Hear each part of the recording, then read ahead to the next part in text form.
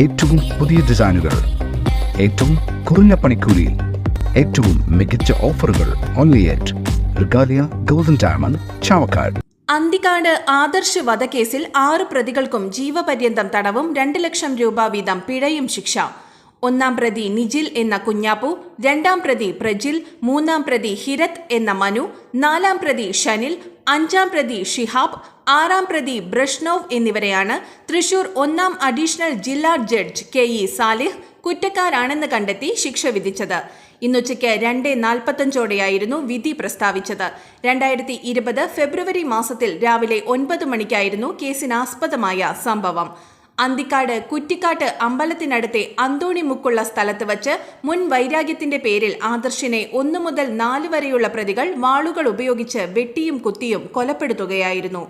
1 മുതൽ 4 പ്രതികളെ സഹായിച്ചതിനും ഗൂഢാലോചന ചെയ്തതിനുമാണ് ഷിഹാബിനെയും ബ്രിഷ്നോവിനെയും ശിക്ഷിച്ചത്. CCTV ദൃശ്യങ്ങളും വിരലടയാള പരിശോധന, സൈബർ പരിശോധന അടക്കമുള്ള ശാസ്ത്രീയ തെളിവുകളും അന്വേഷണത്തിൽ നിർണായകമായി. പ്രതികൾ അന്തിക്കാട് ദീപക് വധക്കേസ് അടക്കം നിരവധി ക്രിമിനൽ കേസിലെ പ്രതികളാണ്.